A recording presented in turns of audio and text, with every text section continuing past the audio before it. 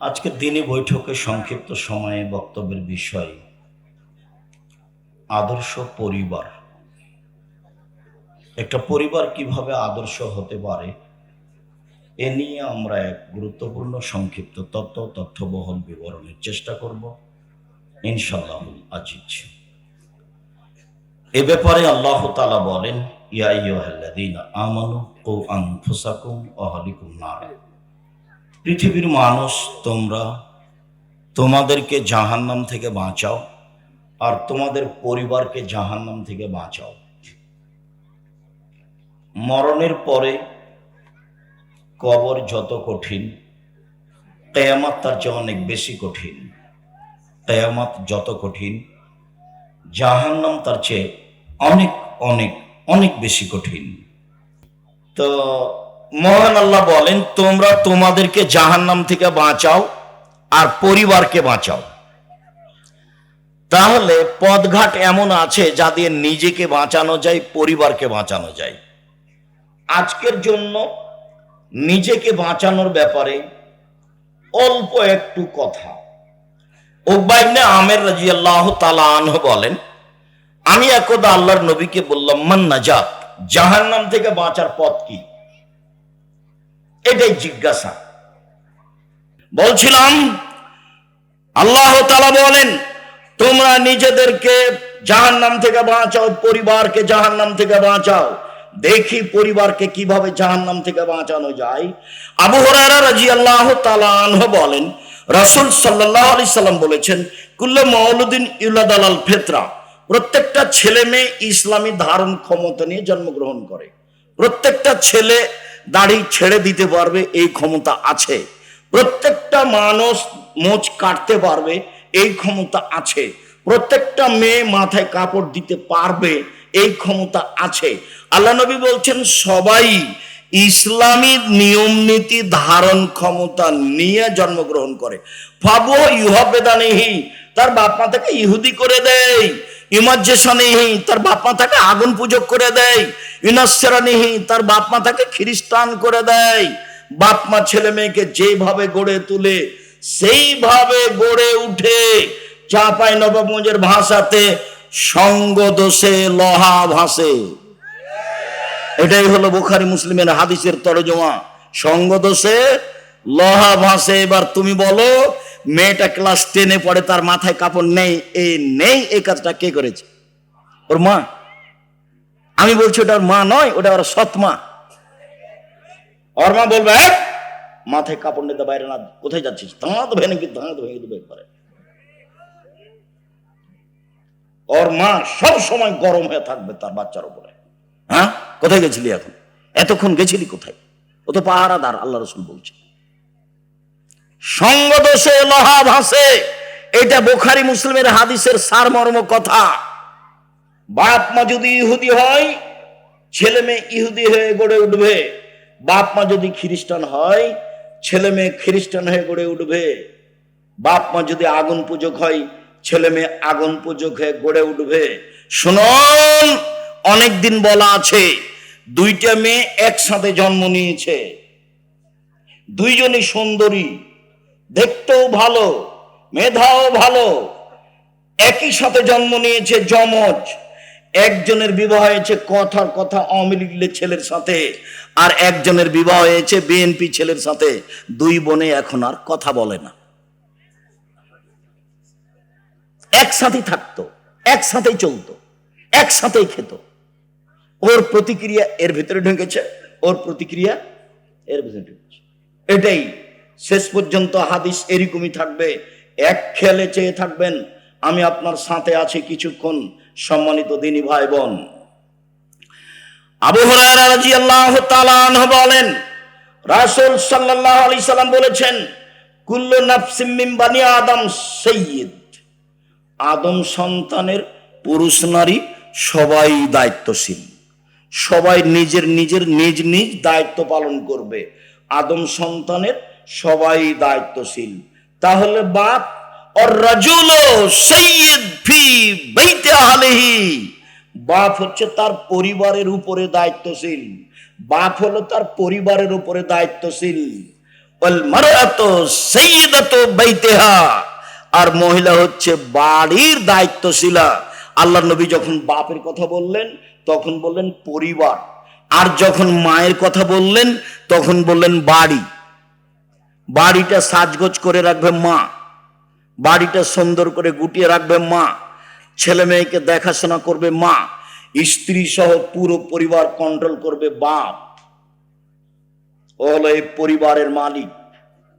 আর একজন কি করলো সেটা আপনার দেখার প্রয়োজন নেই। আপনি কি করছেন? আপনি পরিবারকে জাহান্নাম থেকে রক্ষা করুন, আপনি পারবেন। ছেলের দাড়ি চাঁচা আছে, জবাব আপনাকে দিতে হবে। ছেলের টাকনোর নিচে প্যান্ট আছে, জবাব আপনাকে দিতে হবে। আপনার বাড়িতে একটা কে নিয়ে এসেছেন পট, বাচ্চার পায়খানা করা পট, সেটা হলো ঘোড়া, জবাব আমি দিব? এই বাড়িতে তো ফেরেশতা আসবে না। আপনি এই পট কিনলেন কি করে? এই পট যদি আমাদের বাড়িতে যায় তাহলে প্রথমত মাথাটা কেটে দেওয়া হবে, যদি না হয় ফেরত দেওয়া হবে, যদি না হয় তাহলে মাটিতে পুঁতে দেওয়া হবে। আপনার স্ত্রী কি দায়িত্ব পালন করে? আপনার স্ত্রী একটা প্লেট কিনেছে, তাতে আছে চিংড়ি মাছ, ও নাকি শিক্ষিতা। আপনার স্ত্রী একটা আয়না কিনেছে, আয়না হলো রুই মাছ। আপনার স্ত্রী একটা তরকারির বাটি কিনেছে, সেটা হলো কাতল মাছ। কি বুঝাতে চাচ্ছেন আপনি আমাকে? আপনার শোকে যে কাঁকড়া সাজানো আছে, আপনার স্ত্রী অ্যালবামে ছবি ছেলে মেয়ের রেখেছে, বাপ মায়ের রেখেছে, এ শিক্ষিতা নয়। একজন অশিক্ষিতা মহিলা এ পরিবার কন্ট্রোল করতে পারে না, আপনিও পারবেন না। আপনি আপনার পরিবারের দায়িত্ব পালন করেন না। আপনার বাড়িতে কার্টনওয়ালা গেঞ্জি গেল কেন? আপনার ছেলের গায়ে কার্টন আছে, দেখা যাচ্ছে ছবি মানুষের, দিন রাত ঘুরে বেড়াচ্ছে, চোখে পড়ে না? আপনার স্ত্রী আপনার বাচ্চার পায়জামাটা প্যান্টটা রোজ ধুয়ে দিচ্ছে, প্যান্টটা টাকানোর নিচে যায়, সেটাও দেখতে পায় না। ও যে দায়িত্বশীল, কি দায়িত্ব পালন করে? আপনি যে দায়িত্বশীল, কি আপনি দায়িত্ব পালন করেন? সম্মানিত দিনী ভাই বোন, আব্দুল্লাহ ইবনে ওমর রাদিয়াল্লাহু তাআলা আনহু বলেন, এই ছেলে বসো, অল্প সময়, আপনি বিরক্ত হয়ে আমাকে কষ্ট দিবেন না। আর আমি তাফসির মাহফিল করতে আসিনি যে আপনি বাদাম খাবেন আর আমি কেসা কাহিনী বলবো, এরকম কাজ আমি করি না। আর তাফসির মাহফিলের কথাটা আসতে আপনার সাথে আমি একটা কথা বলে রাখছি। আমি আব্দুর রাজ্জাক বিন ইউসুফ আপনার বাড়ির মানুষ। আমি চাঁপাইনবাবগঞ্জের মানুষ, মানে আমি আপনার বাড়ির মানুষ। আপনার বাড়ির মানুষ আমি হতে চাই। আপনি উপেক্ষা করে কিছু করলে জবাব আপনাকে কিয়ামতের মাঠে দিতে হোক, এটা আমি চাই না।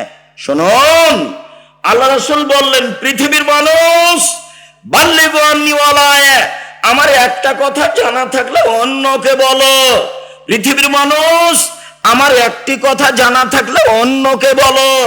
দুই, ওয়া হাদিসু আন বানি ইসরাঈল ওয়ালা হারাজ, বানি ইসরাঈলের কাহিনী বলো, কোনো দোষ নেই। বানি ইসরাঈলের কাহিনী বলো, কোনো দোষ নেই।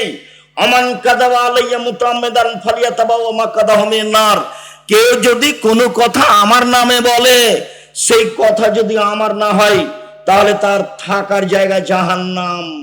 পাগড়ি যত বড়ই হোক, জুব্বা যত বড়ই হোক, রেহাই হবে না।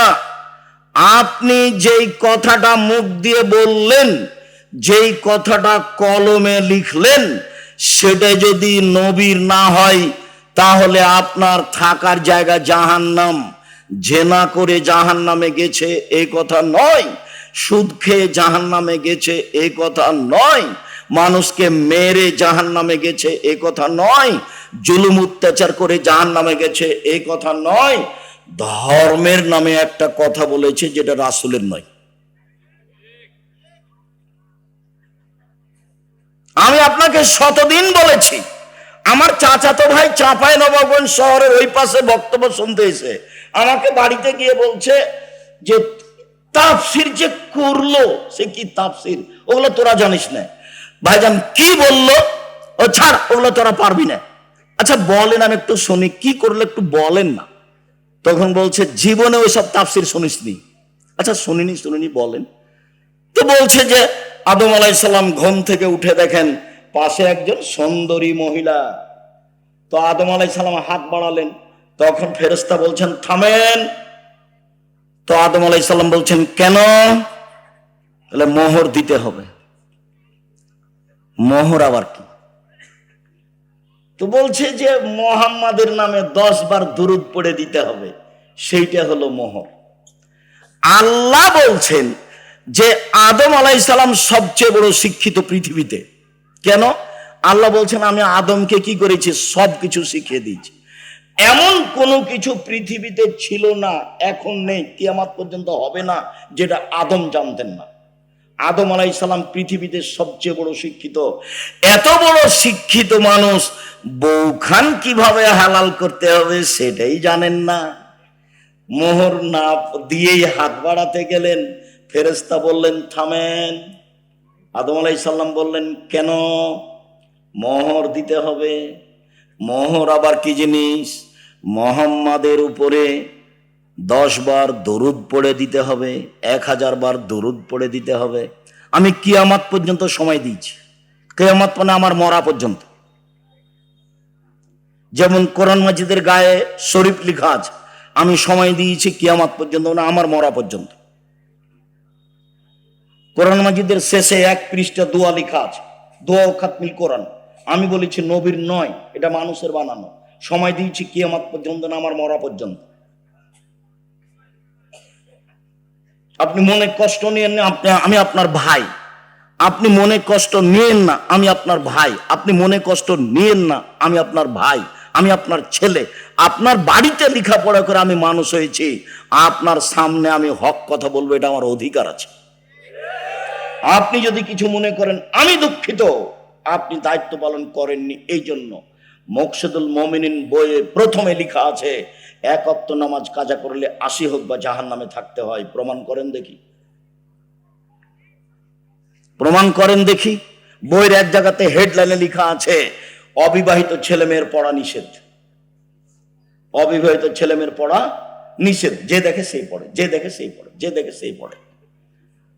আমি নিজে পড়ে দেখলাম, আমি নিজেও পড়ে দেখলাম, দেখি কি আছে। আমি তো বিবাহিত মানুষ, আমি তো আর নায়ের মধ্যে নেই, তা আমি পড়ে দেখলাম। এখন লেখা আছে ভরা পেটে স্ত্রী মিলন হলে ছেলে ভ্যাংচা হয়, সফরের পূর্বে স্ত্রী মিলন হলে ছেলে কানা হয়, চন্দ্র সূর্য গ্রহণে স্ত্রী মিলন হলে ছেলে টেরা হয়। এসব কথা লেখা আছে। আল্লাহর কসম, আমি আব্দুর রাজ্জাক বিন ইউসুফ আপনার কাছের মানুষ, আল্লাহর কসম এগুলো সত্য কথা নয়, বরং কোরআনের বিরোধী। আল্লাহ বলছেন নিসাউকুম হারসুল লাকুম ফাতু হারসাকুম আনশাতুম। পৃথিবীর মানুষ তোমাদের স্ত্রী তোমাদের জমি, পৃথিবীর মানুষ তোমাদের স্ত্রী তোমাদের ক্ষেত, পৃথিবীর মানুষ তোমাদের স্ত্রী তোমাদের জমি। তোমরা তোমাদের জমিতে আসো তোমাদের ইচ্ছা মতো, সকালেই কি, দুপুরেই কি, ভরা পেটেই কি, সফরের পূর্বেই কি, চন্দ্রগ্রহণ লাগলেই কি আর না লাগলেই কি। ঋতু হাইজ অবস্থায় স্ত্রী মিলনে যাওয়া না, বাস। এটা আল্লাহর দেওয়া বিধান। পৃথিবীর মানুষ, আমার একটি কথা জানা থাকলে অন্যকে বলো। পৃথিবীর মানুষ, বানি ইসরায়েলের কাহিনী বলো, কোনো দোষ নেই, মানে সত্য কাহিনী হতে হবে। 1 মিনিট, সত্য কাহিনী হতে হবে। 1 মিনিট, 1 মিনিট বলে কি বলতে চাচ্ছেন আব্দুর রাজ্জাক সাহেব? হ্যাঁ, একটা সত্য কাহিনী দেখাই। ইস্তারা রাজুলুন মিন রাজুলিন আকারান। একটা লোকের কাছে জমি কিনে নিয়েছিল হাজার হাজার বছর পূর্বে। জমি চাষ করতে গিয়ে স্বর্ণের পাতিল পেল। এখন জমি ক্রেতা স্বর্ণের পাতিলটা বিক্রেতার কাছে নিয়ে গিয়ে বলছে খুদ দাহাবা কামিননে, আপনি স্বর্ণের পাতিল নেন। ইস্তারা তো মিনকাল আর দরমাত্তা মিনকা দাব, আমি আপনার কাছে জমি কিনে নিয়েছি, স্বর্ণের পাতিল কিনে নিয়ে নেন নেন।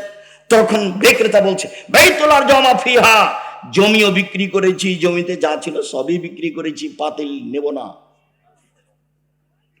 হাদিস বুখারী মুসলিম, হাজার হাজার বছর আগের কাহিনী। এই হলো বানি ইসরায়েলের কাহিনী। পৃথিবীর আলেম ওলামা, তোমরা বানি ইসরায়েলের কাহিনী বলো। ও মুফাসসির সাহেব, আপনি বানি ইসরায়েলের সত্য কাহিনী বলেন, আপনি সহিহ হাদিস বলেন। যদি আপনার কোনো কথা এমন হয়ে যায় যেটা নবীর নয়, তখন থাকার জায়গায় জাহান্নাম, পথ ঘাট থাকবে না। যোদ্ধা যত বড়ই হোক, পীর যত বড়ই হোক, লাভ হবে না, বাঁচার কোনো পথ নেই। হাদিস বুখারী মুসলিম। আল্লাহ নবী বলছেন, কাভাবিল মারে কাদওয়ানি হাদাসা বিকুল্লি মা সামিয়া, মুখ দিয়ে কথা বলার পূর্বে ও যেন তদন্ত করে দেখে, তদন্ত না করে যেন কোনো কথা ধর্মের নামে না বলে। বন্ধ থাক, ধর্ম বন্ধ থাক, তুমি বলিও না। বলতে গেলে দেখে বলিও। আমি বলছি না যে আপনি কাঁদমাশা করিয়েন না অজুতে, আমি এই কথা বলছি না। আমি বলছি আপনি কাঁদমাশা করেন, কিন্তু যদি নবীর না হয়ে থাকে তাহলে আপনার কি হবে? আপনার আমি এটা বন্ধ করতে আসিনি। আপনি বলেন আল্লাহুম্মা সাল্লি আলা সাইয়্যিদিনা নাবিয়ানা মুহাম্মদ, বলেন, আমি আপনাকে নিষেধ করিনি, এই কাজ আমি করি না। আপনি বলেন, আমি যেটুকু বলছি সেটুকু হচ্ছে এইটা যদি নবীর না হয় তাহলে আপনার কি হবে? তাকে আপনি তদন্ত করেন, নবীর প্রমাণ হোক। আপনি একজন বড় মুফাসসির, আপনি একজন বড় মুফাসসিরের সহযোগী, আপনি এমনটা করছেন, যদি রাসূলের না হয় তাহলে আপনার এবং তার কি হবে, এইটা আপনি বিবেচনা করছেন না কেন? আমি তো মনে করছি এইভাবে তাফসীর করাটা ঠিক। কেমন? ফাতেমা যেমন বলেছিলেন, ফাতেমা কান্দিয়া কয় আজ বুঝি হুসাইন কারবালাতে শহীদ হয়। ফাতেমা কান্দিয়া কয় আজ বুঝি হুসাইন কারবালাতে শহীদ হয়।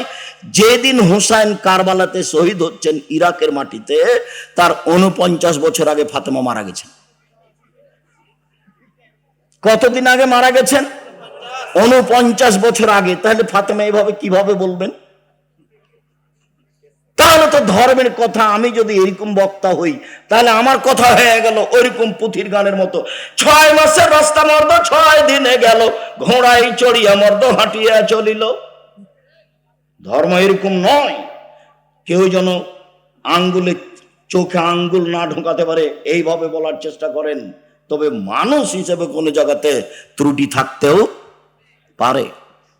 আবু মুসা আশআরী রাদিয়াল্লাহু তাআলা আনহু বলেন, রাসূল সাল্লাল্লাহু আলাইহি সাল্লাম বলেছেন, আইয়ুমা রাজুলিন লাহু ওয়ালিদা, কারো যদি একটা কাজের মেয়ে থাকে, কাজের মেয়ে, ফাআদ্দাবাহা ফাসানা তাদিবাহা, তাকে যদি শিষ্টাচার শিখিয়ে দেয়, সুন্দর শিষ্টাচার শিখিয়ে দেয়, আল্লামাহা ফাসানা তালিমাহা, তাকে যদি বিদ্যা শিখিয়ে দেয়, সুন্দর বিদ্যা শিখিয়ে দেয়, ফালাহু আজরান, তার জন্য ডবল নেকি রয়েছে।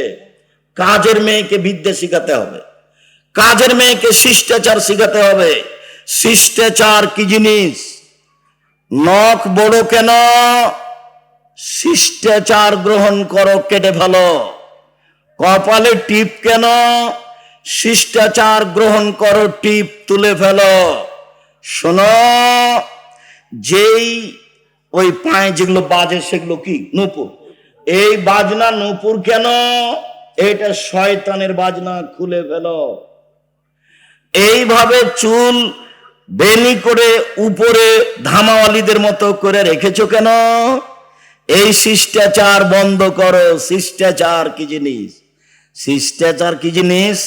আম্মু বাড়ি থেকে বের হলে আমাকে সালাম দিয়ে বের হও, শিষ্টাচার। আম্মু বাড়িতে ঢোকার সময় সালাম দিয়ে ঢোকো, শিষ্টাচার।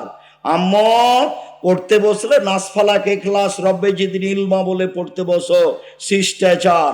আম্মু ডান পায়ের জুতা আগে পরো, বাম পায়ের জুতা পরে পরো, শিষ্টাচার। আম্মু বাম পায়ের জুতা আগে খুলো, ডান পায়ের জুতা পরে খুলো, শিষ্টাচার। আম্মু টয়লেটে ঢোকার সময় দোয়া পড়ো, বের হওয়ার সময় দোয়া পড়ো, শিষ্টাচার। আম্মু মসজিদে ঢুকলে ডান পা আগে দাও, বাম পা পরে দাও, শিষ্টাচার। আম্মু মসজিদ থেকে বের হলে বাম পা আগে দাও, ডান পা পরে দাও, শিষ্টাচার।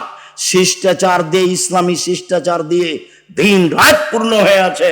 আম্মু ডান হাতে গিলাস ধরো, 3 শ্বাসে পানি পান করো, শিষ্টাচার।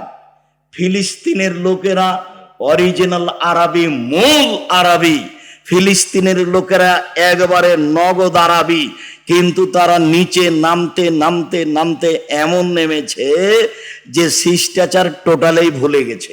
আব্দুর রহিম মিশর আজহারে পড়তো, সেই সুবাদে গাজা ফিলিস্তিনের লোকেরা যারা মিশরে এসেছিল ওদের আমরা বাছাই করে কয়েকশো লোককে কয়েকবার সহযোগিতা করেছি। তো আমি সেদিন সহযোগিতা দিচ্ছি আপনাদের পক্ষ থেকে। তা আমি যখন দিচ্ছি তখন বাম হাতে নিল, আর একজন বাম হাতে নিল। আমি দেওয়া বন্ধ করে বক্তব্য দিলাম। আমি আরবিতে শুনলাম, ওরা তো আরবি আমার চেয়ে বেশি বুঝে। যখন বললাম বাম হাত হলো শয়তানের জন্য, ডান হাত হলো রাসূল বলছেন খাওয়ার জন্য, পবিত্রতার জন্য। আয়েশা রাদিয়াল্লাহু আনহা বলছেন রাসূলের ডান হাত খানটা পবিত্র কাজের জন্য, খাওয়ার জন্য, আর বাম হাত খানটা লেখালা এই পেশাব পায়খানার জন্য, অমিন কাজারা, আর যে খারাপের ময়লার জন্য। ওরা একবারে গুলগুলা হয়ে বুঝলো আরবি, ওরা তো আরবিতেই জন্ম। এবার বললাম নেন, তখন বাম হাত বাড়িয়ে গেল। কেন বলেন তো? আদাত, অভ্যাস। বক্তব্য বুঝলো ঠিকই, কিন্তু যেটা চলমান অভ্যাস সেটা পরিবর্তন সহজে করতে পারলো না। বাম হাতি নিচ্ছে, বাম হাতি নিচ্ছে, বাম হাতে খাচ্ছে, বাম হাতে চা ধরছে। শয়তান খায় বাম হাতে, পেশাবের কাজ বাম হাতে, পায়খানার কাজ বাম হাতে, ছুঁচে বাম হাতে। মানুষ কি করে? ছুঁচে বাম হাতে, পায়খানা লাড়ে বাম হাতে। আচ্ছা, আপনি বাম হাতে চা খাচ্ছেন, আপনার একটু মানবতা নাই? আপনি শিক্ষিত মানুষ, কে বললো? আমি বলিনি ভাইজান, আমি কোনোদিন বলিনি। আপনাকে আমি গরু ছাগলের মতো মনে করি। বুঝে না ওরা অন্তর আছে, বুঝে না। দেখে না ওরা চক্ষু আছে, দেখে না। শুনে না ওরা কান আছে, শুনে না।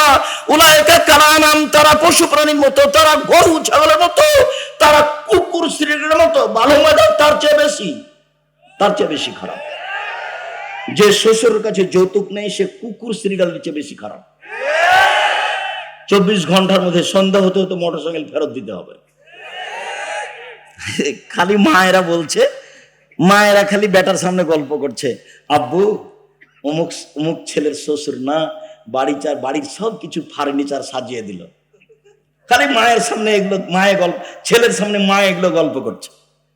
মেয়ের বাপ ফার্নিচার সাজিয়ে দিবে, তুমি কি বলবে মাকে? আম্মা, দিন মজুরি করে খেলেও শ্বশুরের জিনিস নেব না। প্রয়োজনে ভিক্ষা করে যদি খেতে হয় তবু শ্বশুরের জিনিস নেব না। বরং শ্বশুরকে একটা বছর শেষে লুঙ্গি কিনে দিব। যৌতুক চিরদিনের জন্য হারাম। ভিক্ষা করা টাকা দিয়ে চাউল কিনে ভাত খেয়ে ইবাদত কবুল হবে, যৌতুকের টাকা দিয়ে চাউল কিনে ভাত খেয়ে ইবাদত কবুল হবে না। এই যে বললাম, এইভাবে দেখি কিয়ামত পর্যন্ত সময় থাকলে কোন মায়ের বেটা এভাবে ধরতে পারে।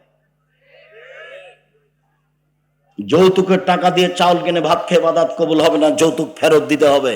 কাজ করে খেতে শিখতে হবে, শ্বশুরের সাথে নয়। ঘর জমাই হয়ে কাজ করতে রাজি নয়, দিন মজুরি করে খেতে রাজি আছি। নিজের ব্যক্তিত্ব বিক্রি করতে রাজি নয়। মানুষের বাড়িতে কাজ করে খাবো, সারাদিন কাজ করব, বিকেলে 600 টাকা পাবো। এই যে 600 টাকার মালিক আমি। কাজ করে খাবো কেন? চকলেট বিক্রি করে খাবো, সারাদিনে 800 টাকা ইনকাম করব। চকলেট বিক্রি করব কেন? রহনপুরে জমিদারের ছেলে আমি, কোটি টাকার ব্যবসা করব। করো না, ভালো কাজ। দিন মজুরি করে খেলে টাকা শেষ হবে সন্ধ্যায়। আর মাসের যদি চাকরি করেন তাহলে টাকা শেষ হবে 25 দিনে। 5 দিন ধার কর্জ করে খাওয়া লাগবে। মায়ে যদি টাকা চায়, বেটা এ মাসে কিছু টাকা দিতে হতো বেটা। আচ্ছা দেখি আম্মা, এ মাসে তো পারলাম না, সামনে মাসে জিনিসের দাম বেড়ে গেছে। তখন বলছে আম্মা কিছু যে করতে পারলাম না। তাহলে কি করতে হবে? ব্যবসা। আল্লাহ রাসূল বলছেন সত্যবাদী ব্যবসায়ী জান্নাতে নবীর সাথে থাকবে। আল্লাহ নবী বললেন ব্যবসায় মিথ্যা কথা কসম চলে আসে আসুক, তুমি কিছু দান খেরাত করে দাও, তাতে মিটে যাবে। ব্যবসার সব পথ খোলা আছে। ব্যবসা করে উপার্জন করে খেতে শিখতে হবে। চাঁপাই নবগঞ্জের লোকের মতো নয়। চাঁপাই নবগঞ্জের লোক 2 ধরনের, একটা চাকরি আর একটা দিন মজুরি।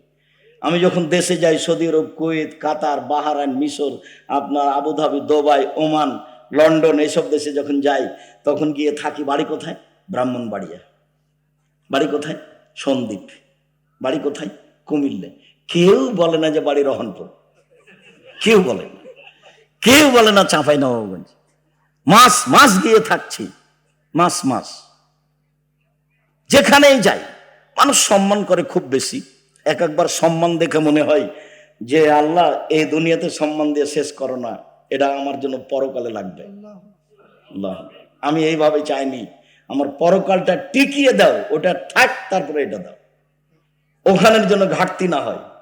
6 মাস জীবনে গাড়িতে থাকলাম, 6 মাস বাড়িতে থাকলাম, তবু ঝামেলার মধ্যে থাকলাম, এবাদত বান্দিকে কিছু করতে পারলাম তা আমার মনে বলে না।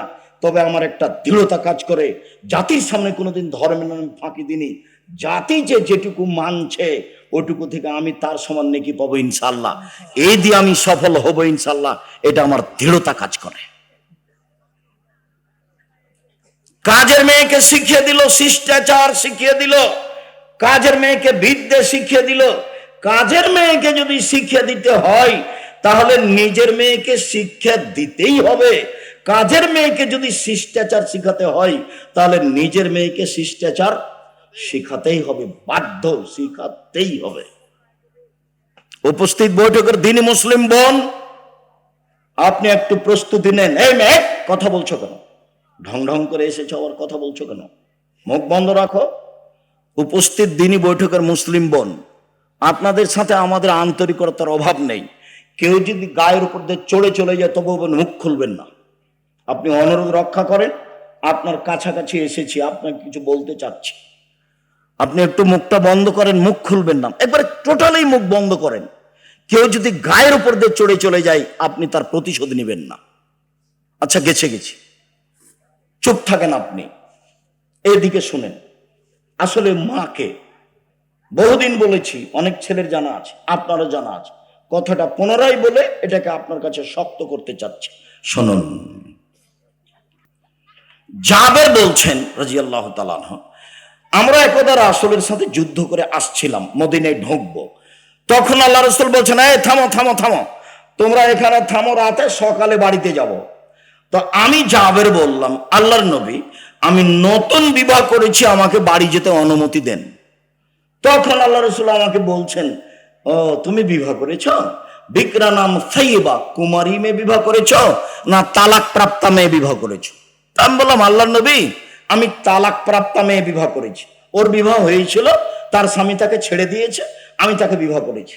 তখন আল্লাহ রাসূল বলছেন, আরে হাল্লা বিক্রম তুলায় বোকা, তুমি কুমারী মেয়ে কেন বিবাহ করলে না? তুমি অবিবাহিতা মেয়ে কেন বিবাহ করলে না? তুমি তার সাথে খেলতে, ও তোমার সাথে খেলতো, তুমি তার সাথে খেলতে, ও তোমার সাথে খেলতো। তখন জাবের বলছেন, আল্লাহর নবী, আমার আব্বা উহুদের যুদ্ধে শহীদ হয়েছেন 9 জন মেয়ে রেখে। এক খেলে চেয়ে থাকো ছেলেরা তোমরা, ভাইজান আপনি এক খেলে চেয়ে থাকবেন।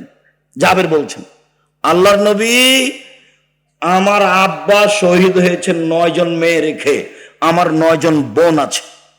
আক্রাহ আন উজাব আন আতাজাওয়াজা মিসলাহুন্না, আমি আমার বোনদের সমবয়সের মেয়েকে বিবাহ করা পছন্দ করছি না 4টা কারণে। আমি বেশি বয়সের মেয়ে বিবাহ করেছি 4টা কারণে। আমার বোনদের সমবয়সের মেয়েকে বিবাহ করা পছন্দ করিনি 4টা কারণে। এক, লিতুআল্লিমাহুন্না, আমার স্ত্রী যেন আমার বোনদেরকে বিদ্যা শিখাতে পারে। বিদ্যা তো একটা স্কুলে আছেই, ওমা তোমার আকাশ তোমার বাতাস।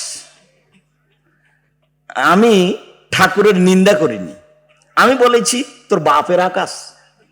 ও সববার বলছে ও কালিমা তোমার আকাশ তোমার বাতাস। বাংলার মানুষজন ভেবে দেখলো না, চিন্তা ভাবনা করলো না, দিনরাত বলছে, আমার আর করার কি আছে? আমি মানুষ হিসেবে যা বুঝেছি সেটা বলেছি। তো আমি ঠাকুরের মানের হানি করলাম কি করে? 5,000 কোটি টাকার মামলা হলো। আমি যখন কাঠগড়ায় উঠলাম তখন জজ আমাকে বলছে, আপনি পিস টিভি করেন, পিস টিভিতে কথা বলেন আপনি? বলে জি। আপনি পিস টিভির আলোচক? জি। আপনার মামলাটা আমি খারিজ করে দিলাম এই প্রথম দিনই। আর 1,000 কোটি টাকার মামলা ছিল সিলেট সুনামগঞ্জে। তো আমি যখন কাঠগড়ায় দাঁড়ালাম তখন আমাকে বলছে, এভাবে দেখেন, আপনার সাথে মামলা নিয়ে আমার কোনো কথা নেই। ওই নথিটা এভাবে উল্টে দিলেন, দিয়ে বলছেন আপনার সাথে কিছু কথা। আমার বক্তব্যকে তো একবার তন্ন তন্ন করে দেখেছে। বলছে যে আল্লাহর নবী এবং আয়েশা একসাথে গোসল করলেন, উভয়ের পরনে কাপড় ছিল না, এই কথাটা আপনি কেমনে বললেন? কিভাবে বলতে পারেন? আমি তো উত্তর দিব না, কিছু বলবো না। আমাকে উকিল বলেছে যাই বলুক মুখ খুলবেন না, এর নাম জজ, যেটা বলবে সেটাই হবে, মুখ খুলবেন না। চিরদিন আপনার কথা শুনেছি, আজকে আমার কথা শুনবেন দয়া করে। ঠিক আছে, আপনার কথাই শুনবো, আমি মুখ খুলবো না। বলছে এক বালতি গরুর পেশাবে কাপড় ভিজিয়ে দিলে তাতে সলাৎ হবে, এই কথা আপনি কেমনে বললেন? হোসেন আহমদ মাদানি শিরক করেছেন ডালিম গাছের নিচে বোখারি পড়িয়ে, আপনি এ কথা কেমনে বললেন? কথা কিন্তু হুবহু এরকম নয়, মানে কম বেশ করে বলা হচ্ছে। তো 16 মিনিট কথা বলার পরে একটানা 16 মিনিট কথা বললেন, আমি মুখ খুলিনি। 16 মিনিট পরে বলছে যে আপনি এই কারণে এখানে এসেছেন আমার মনে হচ্ছে না, অন্য কিছু কারণ হবে। মানে আপনি বলেছেন শাহজালাল সিলেটির কবর ভেঙে দিতে হবে, ওই জন্য আপনি এখানে এসেছেন।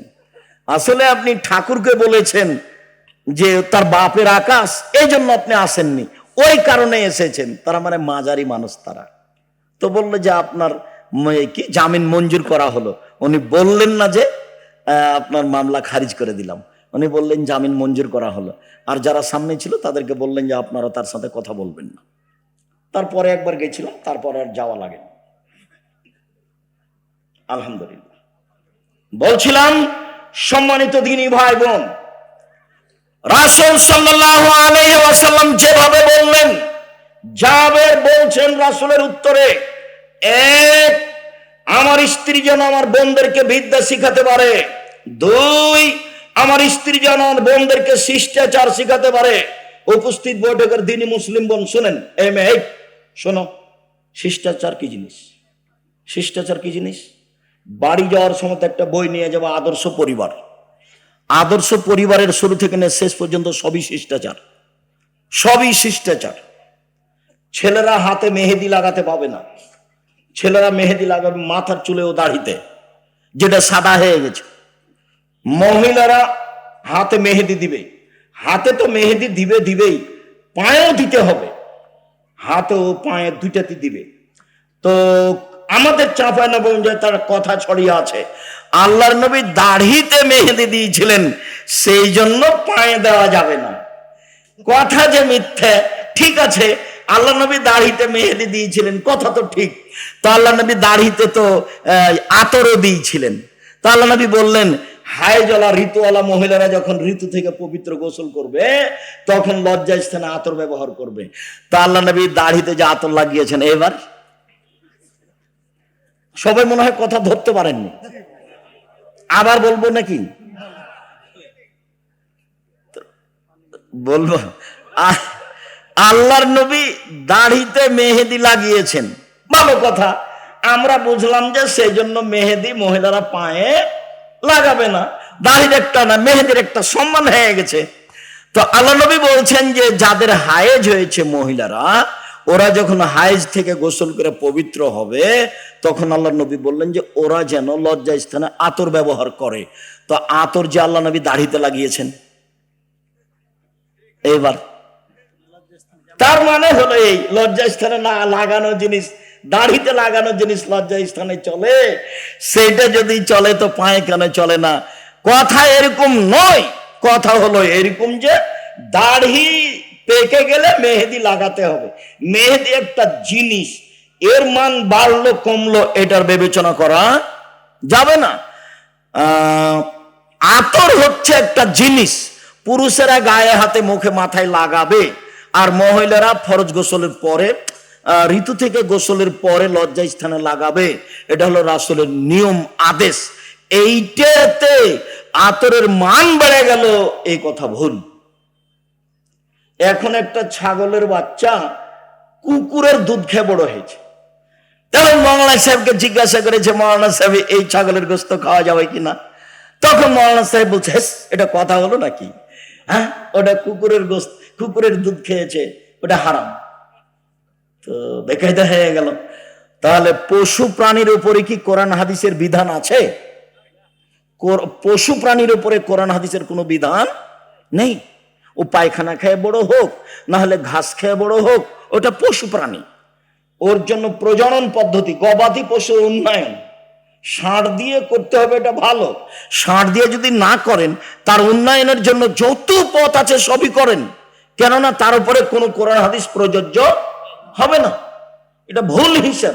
সম্মানিত দিনী ভাই বোন, বলছিলাম রাসূল সাল্লাল্লাহু আলাইহি ওয়াসাল্লাম মুখের উপরে জাবের বললেন, এক, আমার স্ত্রী যেন বিদ্যা শিখাতে পারে, দুই, আমার স্ত্রী যেন আমার বোনদেরকে শিষ্টাচার শিখাতে পারে, তিন, আমার স্ত্রী যেন আমার বোনদের মাথার চুল চিরুনি করে সাজগোজ করে যত্ন করে রাখতে পারে। মায়ের যত্ন কে নিবে? বাচ্চার যত্ন কে নিবে? মা। কাজের মেয়েকে দিয়ে বাচ্চার যত্ন নেওয়া ঠিক নয়। জায়েজ, আমি না জায়েজ বলিনি, তবে সব সময় বাচ্চার যত্ন কে নিবে? মা। তার মাথাটা চিরুনি করে দিবে মা, তার কাপড়টা পরিষ্কার করে দিবে মা, তাকে গোছগাছ করে রাখবে মা, তাকে ঝকঝকে করে রাখবে মা, তার গায়ে পাঞ্জাবিটা পরিষ্কার করে দিবে মা, তাকে ডান হাত আগে ঢোকাতে বলবে জামাতে তার মা। সব শিষ্টাচার তার মা পালন করবে এবং বাচ্চাকে যত্ন করে রাখবে। যখন বাচ্চাকে দুধ খাওয়াবে তখন মায়ে বিসমিল্লাহ বলবে। মা যদি বিসমিল্লাহ ছাড়া বাচ্চাকে দুধ খাওয়ায়, তাহলে যতবার খাওয়াবে ততবার শয়তানে দুধ খাবে, খাবেই খাবে। আল্লাহর নবী বলেছেন দুধ খাবে শয়তান, অতএব খাবেই খাবে। মা যতবার বাচ্চাকে দুধ খাওয়াবে ততবার মা কি বলবে? বিসমিল্লাহ বলবে। মা যখন রাতে দরজাটা বন্ধ করবে তখন বিসমিল্লাহ বলবে। মা যখন বাল্বটা অফ করে দিবে তখন বিসমিল্লাহ বলবে। যখন মা জ্বালানটা বন্ধ করবে তখন বিসমিল্লাহ বলবে। মা যখন তরকারির পাতিলে ঢাকবে তখন বিসমিল্লাহ বলবে। মা যখন আটার পাতিলটা ঢাকবে তখন বিসমিল্লাহ বলবে। আল্লাহ নবী বলেন সবকিছু ঢেকে রাখো, খোলা রাখো না। রাতে কতগুলি বালা মুসিবত চলে, খোলা জিনিস যে খাবে তার রোগ ব্যাধি হয়ে যাবে। হাটে বাজারে এভাবে খোলা জিলাপি খাবেন না। একবারে সপ্তাহ সপ্তাহ খোলা পড়ে আছে আর আপনি কিনে নিয়ে চলে যাচ্ছেন। আল্লাহ নবী না করেছে। সূর্য ডুবার পরে বাচ্চাকে বাহিরে নিয়ে যাওয়া যাবে না, নইলে বাচ্চাকে জিনে ধরবে, শয়তান ধরবে। ছাদের উপরে নিয়ে যাবেন না, আগুনে নিয়ে যাবেন না। রাত যখন এসা কাছাকাছি হয়ে গেছে তখন নিয়ে যান। সব বুখারী মুসলিম এক টানা হাদিস এগুলো। আপনি ইউটিউবে দেখেন আব্দুর রাজ্জাক বিন ইউসুফ খাওয়া ও পান করার নিয়ম, খাওয়া ও পান করার নিয়ম আব্দুর রাজ্জাক বিন ইউসুফ বিস্তারিত দেওয়া আছে, আপনি দেখুন। সম্মানিত দিনী ভাই বোন, চার, অতাকুম আলাইহিন্না, আমার স্ত্রী যেন আমার বাচ্চাদেরকে পাহারা দিতে পারে। উপস্থিত বৈঠকের মুসলিম বোন, এই কথা বলছো কেন? কথা বলছো কেন? চারটা সিরিয়াল করো তো দেখি। তুমি মা, তুমি আদর্শ মা, তুমি বুদ্ধিমতী মা, তুমি মা, আপনি মা, আপনি বুদ্ধিমতী মা, আপনি হস্তিনী নন, আপনি ভালো মা। এক, বাচ্চাকে বিদ্যা শিখাতে হবে। দুই, বাচ্চাকে শিষ্টাচার শিখাতে হবে। তিন, বাচ্চাকে যত্ন করে রাখতে হবে। চার, বাচ্চাকে পাহারা দিতে হবে। এবার বলেন আপনি, যে মেয়েটা মাথায় কাপড় না দিয়ে দেয়নি তার মা কি পাহারাদার? তার মা পাহারাদার নয়। আপনার নিজের জিম্মেদারি আর একজনের উপরে চাপিয়ে দিয়ে সফল হওয়া যাবে না। এইবার আপনার সাথে আর একটু থাকে উপস্থিত বৈঠকের মুসলিম বোন, এই ছেলে তোমার আমি কাছে আসছি, তুমি নিরাশা হও না। কি বলেন তো আব্দুর রাজ্জাক সাহেব, আমার কাছে কি? আল্লাহ নবী বলছেন মালালা জারিয়াতাইনে, কেউ যদি দুইটা মেয়ের লালন পালন করে, দুইটা, হাত্তা তাবলুগা, বড় হওয়া পর্যন্ত, বিবাহ হওয়া পর্যন্ত, ফাহুয়া আনা ফিল জান্নাতে হাকা যা, তাহলে সেই বাপ আর আমি জান্নাতে এইভাবে থাকবো। দুইটাকে জমা করে দিলেন, আঙ্গুল দুইটা জমা করে দিলেন, দুইটা মেয়ে। এবার বলছেন আনাওয়া কাফিলুল ইয়াতীম, কেউ যদি এতিমের লালন পালন করে, সে আর আমি জান্নাতে এইভাবে থাকবো। ওয়াসারা বিসাবাব অলস্তা, তর্জনী মধ্যম ইশারা করলেন, ফাররাকা বাইনাহুম শায়ান, একটু ফাঁকা রাখলেন। বুঝতে না পারলে আমি আবার বলছি, এতিম লালন পালন করলেও নবীর সাথে থাকা যাবে, তবে মধ্যে কি আছে? একটু ফাঁকা আছে। আর কেউ যদি দুইটা বেটির লালন পালন করে, বিবাহ শাদী দিয়ে দেয়, তাহলে এই বাপ রাসূলের সাথে কিভাবে থাকবে? একসাথে। হাদিস সহিহ। আর একটা বলি, আল্লাহ নবী বলছেন মানা আলা সালাসা বানাতিন, কেউ যদি তিনটা মেয়ের লালন পালন করে, ওয়া আদাবাহুন্না, শিষ্টাচার শিখিয়ে দেয়, ও আল্লামাহুন্না বিদ্যা শিখিয়ে দেয়, ও জাওয়াজাহুন্না বিবাহ শাদী দিয়ে দেয়, আহসানা ইলাইহিন্না তার সাথে সদাচরণ করে। একবারও বলে না এই তো মুখ ভেঙে দেবো, এই তো দাঁত খুলে দেবো, এই তোর স্বভাব খারাপ, এই তোকে এই করবো সেই করবো। একবারও বাপ মেয়েকে এভাবে বলে না, সব সময় আদর করে। চাঁপাইনবাবগঞ্জের ভাষাতে বলে আম্মু কি নিবা আম্মু। ওরে মাকে একদিন আম্মু বলেনি, একবারে বলে শেষ করছে। আচ্ছা ঠিক আছে বলেন, সমস্যা নেই, তবে মাকে ভুলে যাবেন না। আমার একটা পরামর্শ মনে রাখবেন, সালাম ফেরার পূর্বে কি বলবেন? রব্বির হামহুমা কামা রাব্বায়ানি সাগীরা। আর একটা কথা মধ্য বলে নি, যেটা ভারী আর এটা সহজ, সেটা হলো এই। একজন সাহাবী এসে বলছেন, আল্লাহর নবী আমার পিতা মারা গেছেন, ও তারাকা মালান টাকা পয়সা ছেড়ে গেছেন, অলাম ইউসিনি আমাকে কোনো উপদেশ দিয়ে যাননি।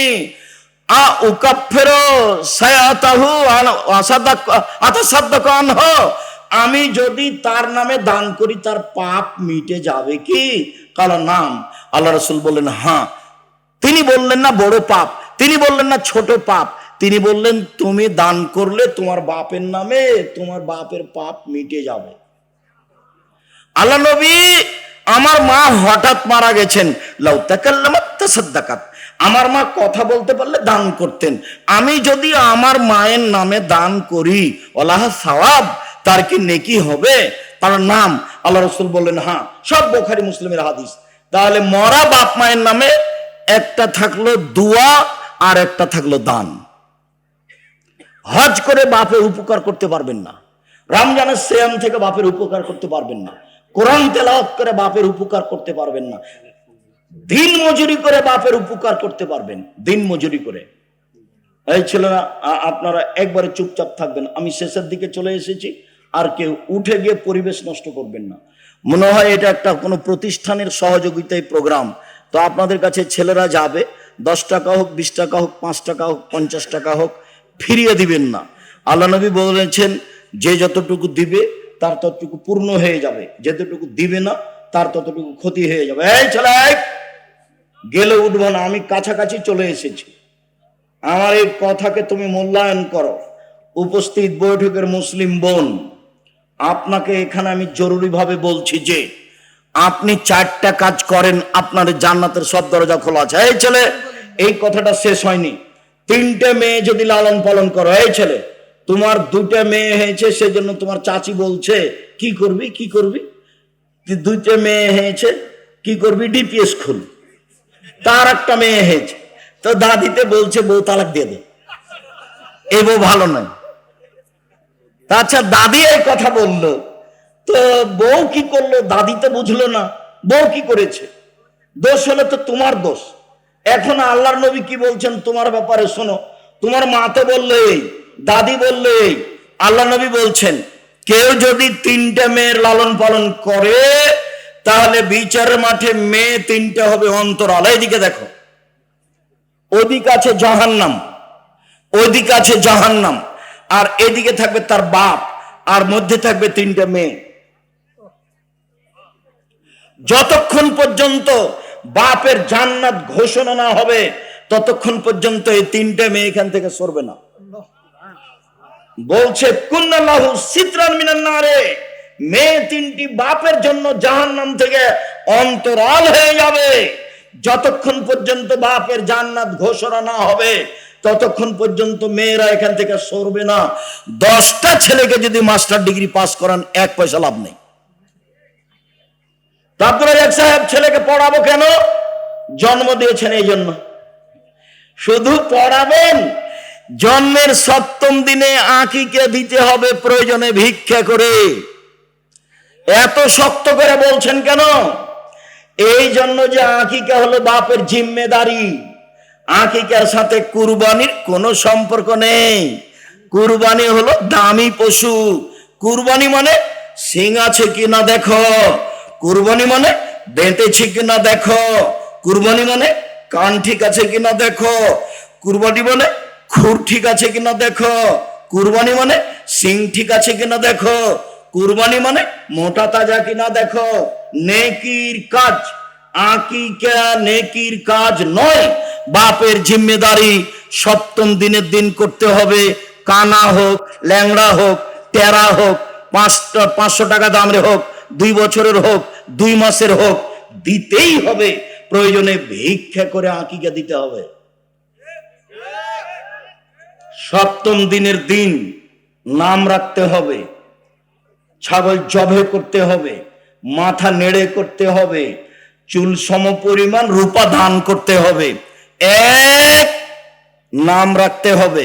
2, ছেলের জন্য 2টা, মেয়ের জন্য 1টা, ছাগল ছাগি, ভেড়া ভেড়ি, দম্বা দম্বি জবে করতে হবে। 3, মাথা নেড়ে করতে হবে। ডাক্তার বলেছে দেরি করেন, দেরি নয়। নবী বলেছেন 7 দিনের দিন মাথা নেড়ে করতে হবে। 4, চুল সমপরিমাণ রূপা মূল্য দান করতে হবে। বাপের জিম্মেদারি, খাতনা দিতে হবে, অনুষ্ঠান করতে হবে না। খাতনা দিতে হবে, অনুষ্ঠান করতে হবে না। আকিকা অনুষ্ঠান করা যায়, কিভাবে করব? আপনি যে বলছেন গরু আকিকা দেওয়া যাবে না, আরে গরু আগের দিন জবে করেন না, 6 তারিখে 3-4টা গরু জবা করে দেন নাকি ভাইজান? দাওয়াত দিতে হবে ভালো করে। আর আকিকার দিন 2টা ছাগল, ছেলে হলে, মেয়ে হলে 1টা। এবার রান্না হোক, সারা গ্রামের লোক খাবে, সমস্যা নেই। আর খাতনার দিন কোনো কিছু নেই, খাতনা কোনো কিছু নেই। ছেলে এখন হাঁটতে পারে, পায়জামা পরাতে হবে, প্যান্ট নয়। পায়জামা পরাতে হবে, প্যান্ট নয়, টাকনুর উপরে থাকবে পায়জামা। মেয়ে এখন হাঁটতে পারে, পায়জামা পরাতে হবে, প্যান্ট টাকনুর নিচে পরাতে হবে, উপরে নয়। আরে এই ল্যাংটা পায়জামা পরাতে হবে না। 2 ধরনের চলবে না, একটা হলো ঢিলে ঢালা, আর একজন ঢুকবে, কি এগুলো? আর একটা হলো চিপা চাপা, পায়ের সাথে লেগে আছে, সব নোংরামি, সব বেহায়া। এই ছেলে, একটা কথা মনে পড়লো, আল্লাহর নবী জাতির সামনে আফসোস করে বলেছেন, পৃথিবীর মানুষ শুনে রেখো, আমার উম্মত ইহুদি খ্রিস্টানের সাথে মিশে যাবে, চাল চলনে, কথাবার্তাতে, কৃষ্টি কালচারে, পোশাক পাতিতে, লেনদেনে আমার উম্মত ইহুদি খ্রিস্টানদের সাথে মিশে যাবে। এইভাবে ডান হাতের বিঘত যেমন বাম হাতের সমান, সমান সমান মিশে যাবে। ডান পায়ের জুতা যেমন বাম পায়ের সমান, সমান সমান মিশে যাবে। কৃষ্টি কালচারে সমান সমান মিশে যাবে, নিয়ম নীতিতে সমান সমান মিশে যাবে, আদব কায়দাতে সমান সমান মিশে যাবে, বেহায়াইতে। এরপরে নিচে নামতে লাগলেন ভাষার, নিচে নামতে নামতে নামতে বলছেন, ইহুদি খ্রিস্টান যদি মায়ের সাথে জেনা করে থাকে, আমার উম্মত করবে। কথা কি আমি বুঝাতে পেরেছি? এই ছেলে, তোমার মাথার চুলটা এরকম কেন? নিচের দিক চাঁচা আছে কেন? আমি লন্ডনে জুমার দিন, জুমার খুতবা থেকে আর নিচে নামছি, তখন একটা লোক বলছে আমার ছেলের জন্য একটু দোয়া করবেন।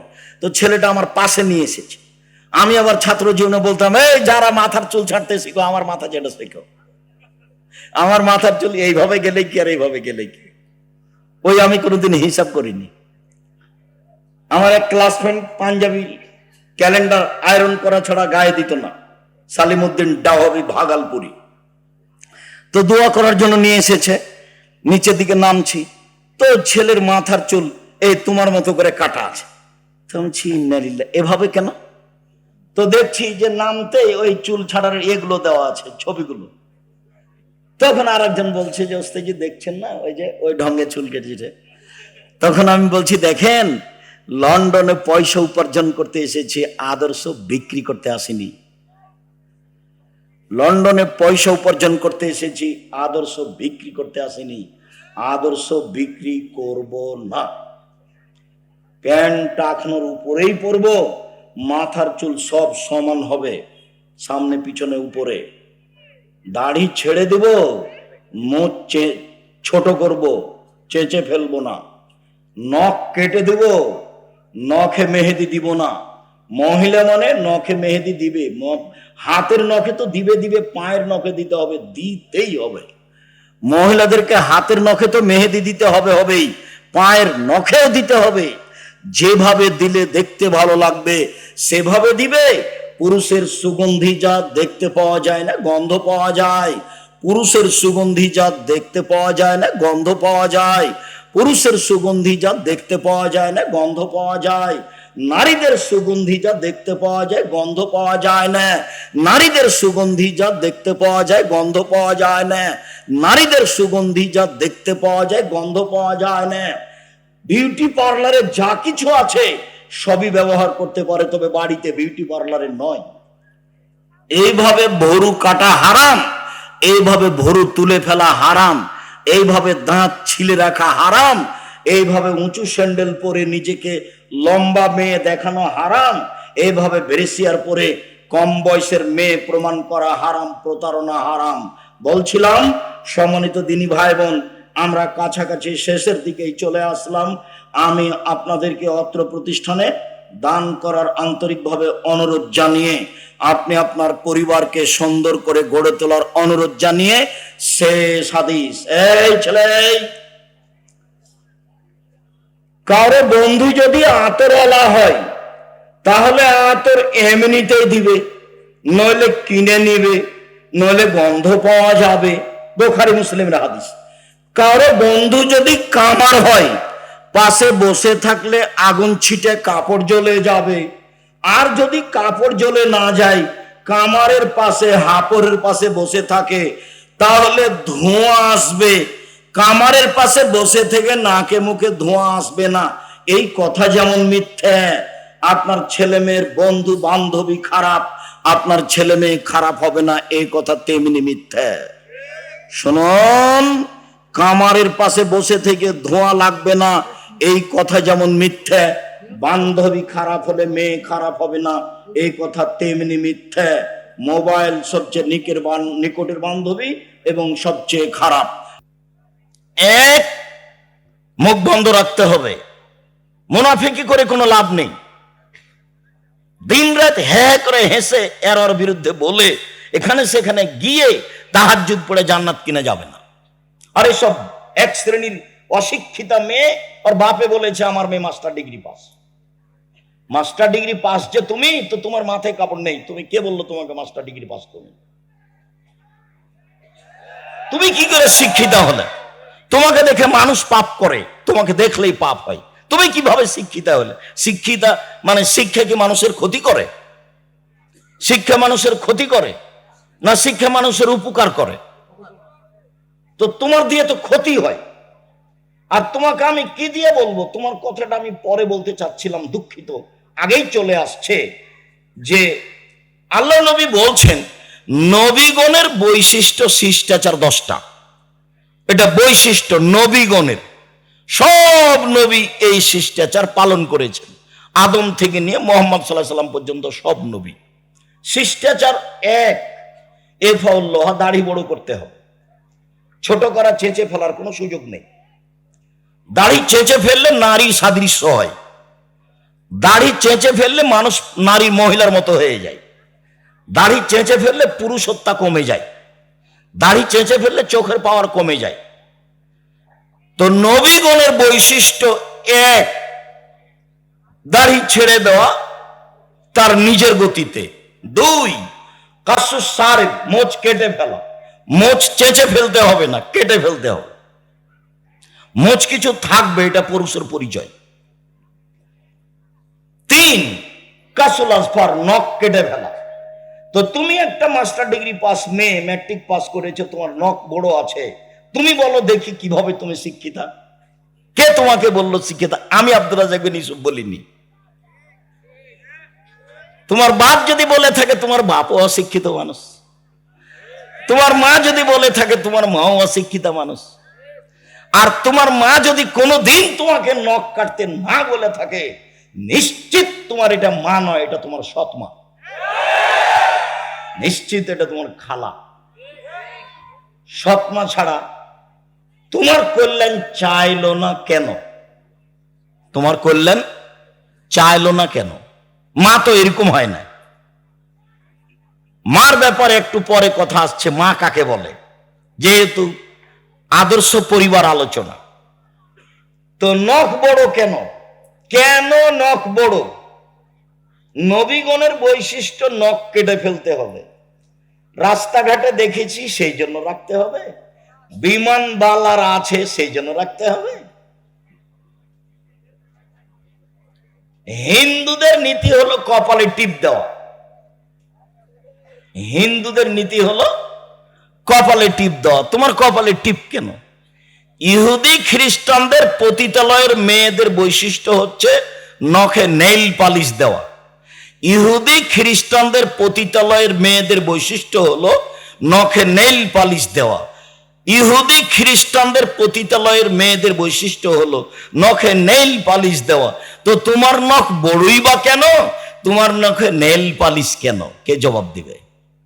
আমি যদি তোমার বাপ মাকে অশিক্ষিত প্রমাণ করতে না পারি, আমি আব্দুর রাজ্জাক বিন ইউসুফ নিজের জেলায় বক্তব্য দেওয়া ত্যাগ করলাম, জিন্দেগিতে বক্তব্য দেবো না।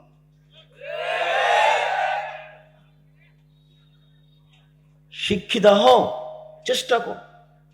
মানুষই চেষ্টা করতে পারে, গরু ছাগল নয়, পশু প্রাণী পারে না। নাথফু লেবের বগলের লোম উঠিয়ে ফেলতে হবে, নারী পুরুষ একই হুকুম। বগলের লোম কেটে ফেলার কোনো সুযোগ নেই। যেভাবে সম্ভব, যেভাবে সহজ করেন, উঠে ফেলতে হবে। হালাকুল আনাত, নিচের লোম পরিষ্কার করতে হবে, ঊর্ধ্বে টাইম 40 দিন। যেভাবে সহজ, যেভাবে সম্ভব। পুরুষ নারী একই হুকুম। সব এগুলো নবীগণের বৈশিষ্ট্য। পেশাব পায়খানার পরে পানি দিয়ে পবিত্রতা অর্জন করতে হবে। পানি না থাকলে ঢেল টিস্যু পেপার। পানি আছে তখনও কেউ যদি ঢেল টিস্যু পেপার নেয়, তাহলে সে রাসূলকে অপমান করল। আর যারা বুঝেছে যে আগে ঢেল টিস্যু পেপার, পানি পরে পবিত্রতার জন্য, তারা রাসূলের সাথে অন্যায় আচরণ করেছে। 40 কদম হাঁটার তো কোনো প্রশ্নই আসে না। পায়ের উপরে পা উঠিয়ে খক খক করে কাশার তো কোনো প্রশ্নই আসে না। আমি 1 মিনিটের জন্য ধরে নিলাম, এই ছেলে প্রস্তুত থাকো, কথা যেন কোনোটা মিস না হয়। শোনো, পবিত্রতা তো ভালো কাজ। তো স্বামী 40 কদম হাঁটবে পবিত্রতার জন্য ঢেল নিয়ে, স্ত্রীকে ঢেল নিয়ে 40 কদম হাঁটা লাগবে না? ধর্ম কি একজনের জন্য? স্ত্রীকে পায়ের উপরে পা উঠাতে হবে না? স্ত্রীকে পবিত্রতার জন্য খক খক করে কাশতে হবে না? ভুল হিসাব। রাসূলের কাছে থাকেন, পথ সহজ হবে। বলছে আব্দুর রাজ্জাক সাহেব, বেশ কিছুক্ষণ ঢেল নিয়ে থাকার পরে থাকি এই জন্য যে পেশাব আসছে বলে মনে হয়। 40 ঘন্টা পরে যদি আপনি টিস্যু ফেলেন, তবুও মনে হবে যে পেশাব আসলো মনে হয়। কেন? শয়তান এখন আপনাকে বোকা বানিয়েছে। আল্লাহর নবী বলছেন যে মসজিদ থেকে বের হবা না বায়ুর শব্দ স্পষ্ট কানে না শুনলে, আর বায়ুর গন্ধ স্পষ্ট নাকে না আসলে। কেননা শয়তান পেশাব পায়খানা রাস্তায় চলাচল করে। তুমি যদি সন্দেহের মধ্যে পড়ো, তাহলে শয়তান তোমাকে বোকা বানাবে। আপনি এখন বলেন যে পেশাব এসে যদি কাপড় ভিজে যায় তবু আর উজু করবো না, এই সব শয়তান, সর, কাপড় ভিজে যাক, তুই সর এখান থেকে, তারপরে কোনো কথা। নইলে আপনি টিকতে পারবেন না। পাপের জন্য কাঁদুন। কথা এখানে সংক্ষিপ্ত করছি, একটা কথা থাকলো, পাপের জন্য কাঁদুন। রাসূল সাল্লাল্লাহু আলাইহি সাল্লাম বলেন, লা ইয়ালিজার রাজুলুন নারা বাকা মিন খাশিয়াতিল্লাহ হাত্তা ইয়ালিজাল লাবানু ফি দরে। গাভীর বাঁট ওলান থেকে চাপ দিয়ে দুধ বের করে ভিতরে ঢোকানো যায় না যেমন, আল্লাহর ভয়ে কাঁদে যে সে জাহান্নামে যাবে না তেমন। গাভীর বাঁটে ওলানে চাপ দিয়ে দুধ বের করে ভিতরে ঢোকানো যেমন অসম্ভব, আল্লাহর ভয়ে কাঁদে যে তার জাহান্নামে যাওয়া তেমনি অসম্ভব। জান্নাত পাওয়ার সুবিধাজনক একটা বিশাল বড় পয়েন্ট, সেটা হলো রাতে আল্লাহর ভয়ে কাঁদা। আর যখন আল্লাহ নবী বলেছেন যে আল্লাহর কাছে 4টা জিনিস সবচেয়ে প্রিয়, তার 1 নম্বরে যেটা আছে সেটাই সহজ, বাকি 3টাই কঠিন। 1 নম্বরে আছে যে আল্লাহর ভয়ে 1 ফোঁটা চোখের পানি।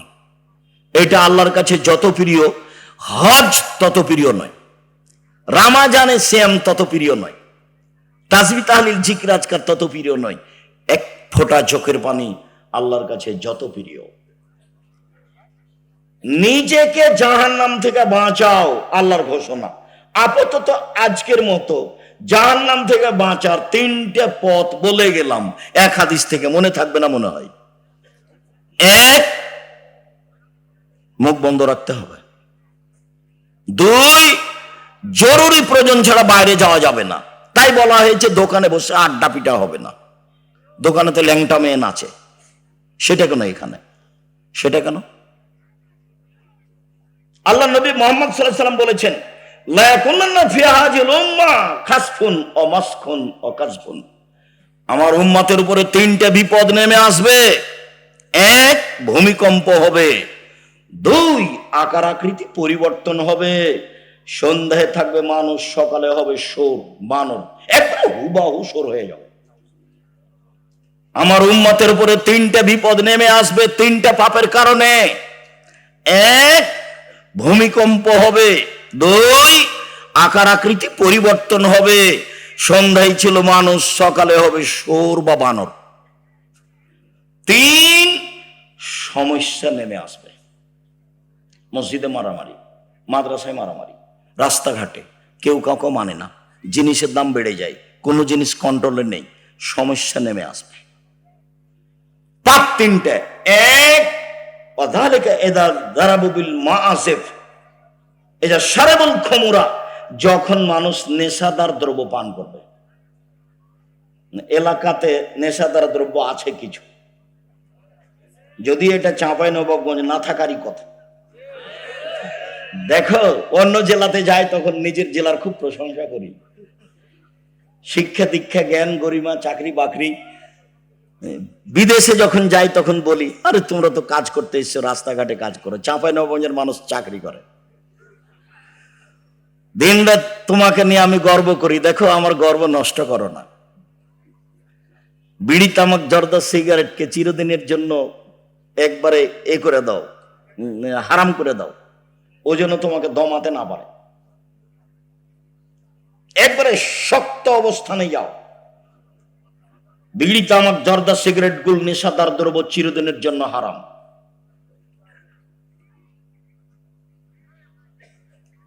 রাসূল সাল্লাল্লাহু আলাইহি ওয়াসাল্লাম বললেন, আমার উম্মতের উপরে তিনটা বিপদ নেমে আসবে তিনটা পাপের কারণে। এক, আমার উম্মত যখন নেশাদার দ্রব্য পান করবে তখন তিনটা বিপদ নেমে আসবে।